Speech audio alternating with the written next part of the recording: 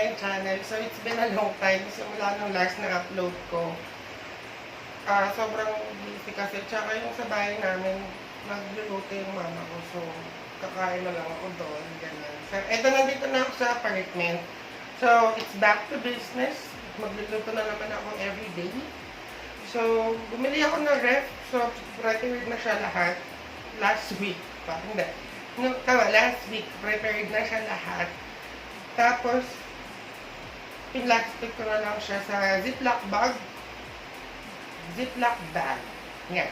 Baka ma-bash tayo mga friends natin magaling sa pronunciation at sa grammar. So, ang ginawa ko is, sinugasan ko na lang siya. Tapos, ready to cook. So, magluluto tayo ngayon ng sinigang na hipon. Courtesy of Ate Dukes. Nagpadala siya ng hipon from Pasig. 1 kilo, 1/4 lang ilulutuin ko ngayon kasi konti lang naman kasi. So, let's start cooking! So, eto na guys. Magpapakulo tayo. Naglagay ako ng 6 cups na 6.5 cup ng water. Tapos, sobrang dali lang nito. Bubuksan lang natin to. Nagpalit ako ng lutuan temporarily para magamit ko tong kaldero nito. Kasi hindi siya gumagana sa induction. Ay, wala pa pala siyang butane. Teka lang. So, eto nalagay na natin yung butane. Na open ko na din siya. Tapos buksan na lang natin.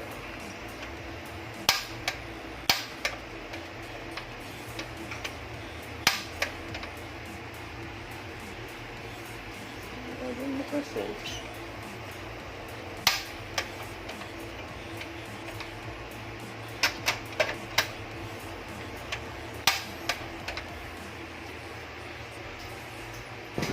hello guys, so nagpalit ako ng lutuan kasi for some reason ayaw bumukas ng induction, I mean nung butane gas ko. So na-turn on ko na siya. Ang gagawin natin ngayon is maglalagay tayo ng kamarins. Ayan. Yung iba, ang ginagawa, inaantay nilang kumulo bago ilagay siya. Pero ako nilalagay ko na siya ng bago pa kumulo para mas mababad siya. Kumbaga, makakatas na siya dun habang pakumukulo siya ng kumukulo. After nyan, kasabay niya ay sibuyas. Gamit ko is big yellow onion tsaka red onion. Pinwater ko lang to, pati yung kamatis. Antayin lang natin siyang kumulo. Siguro timer natin siya ng 10 minutes.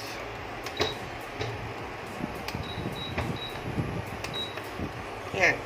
Tapos pagka kumulo na siya, lalagay natin yung hipon na pinadala ni Ate Dukes. Okay, so I'll see you later. So guys, habang nag-aantay tayong kumulo yung kamatis tsaka yung sibuyas, tutur ko kayo dun sa fridge ko. So, shout out pala sa Team Chard. Tsaka sa nanay ni Gia, yan. Sa nanay ni Gia na vlogger na din ngayon. At sa mga ka-team ko, office mate ko dati. Yan. So, sharing! Ayan. Ito yung mga na-prepare ko na ito. Pati, gumawa ko. Tapos ito, yung shrimp. Tatlo siya. Hinati ko siya sa tatlo. Ayan. So, parang nasa 300 something grams to. Sharing! Itoto lang natin siya. Para ready na siya kapag ready na siyang ilagay. So, hindi pa siya kumukulo. Antayin lang natin. 6 cups of water, 6.5 cups of water pa din to. So, let's later. Sana magustuhan nila. So, guys, ito na siya. Kumukulo na. So, ito na. Lalagyan na natin itong hipon. Sabi ni Ate Cooks, ito daw ay suko siya. At init.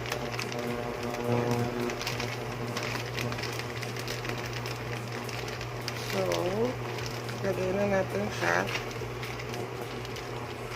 Yan. Sa mga busy moms, tsaka dun sa mga nag-work, tapos naka-apartment, pwedeng nyo rin gawin to. Naka-food prep na kayo. Para kapag ready na magluto, lalabas nyo na lang, hugasan nyo na lang and everything. Yun. So, antayin natin siya ulit kumulo.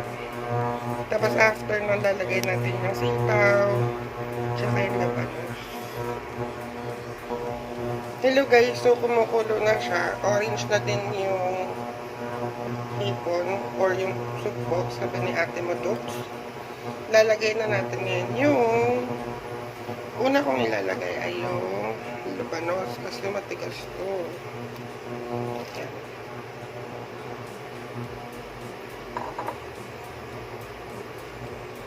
Lagay natin yung labanos.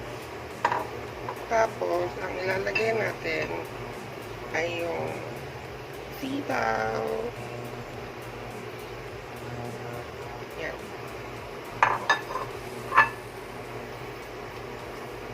Tapos, isubmerge lang natin siya gamit ito. Hindi ko alam tawag dito, ladle ata. Yan.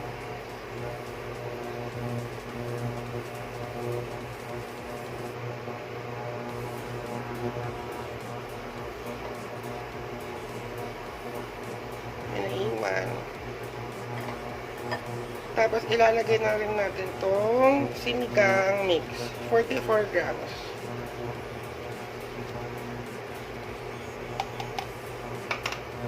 Tapos, haluin natin ng konti para matunaw siya. Bango.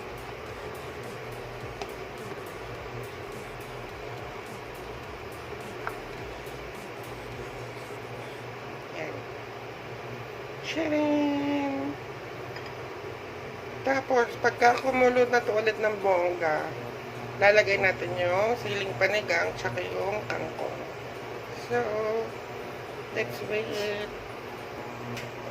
So, kumukulo na siya ng bongga. Ilalagay na natin yung siling panigang. Dalawa to. Tapos iniwa ko lang siya sa dalawa. Tapos ilalagay na natin yung water spinach or kangkong. Sharing! Nalinis-linis na namin yan.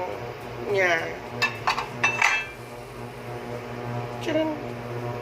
So, submerge lang ulit din natin.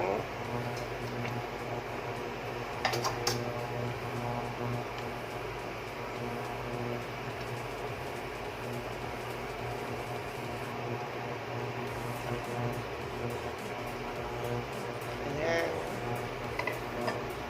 Tapos, pagka malambot na silang lahat, yung especially yung labanos, good to go na yun. Tapos, lalagyan pala natin siya mamaya ng paminta tsaka ng patis to taste na lang yun. Okay? So, guys, luto na siya. So happy. Tikman na natin siya.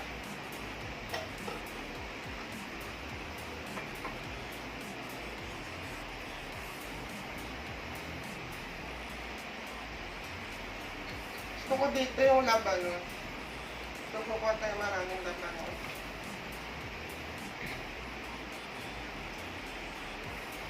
At syempre yung hipon, or yung sukbo, sabi natin cherry name.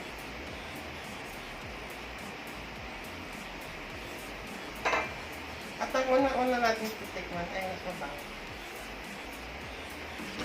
Asya. Cherry! Namumusok pa.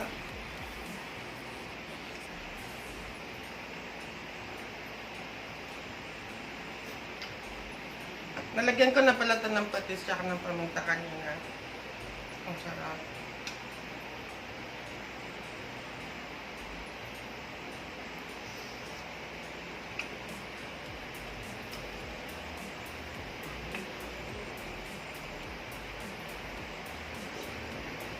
Ah, sarap.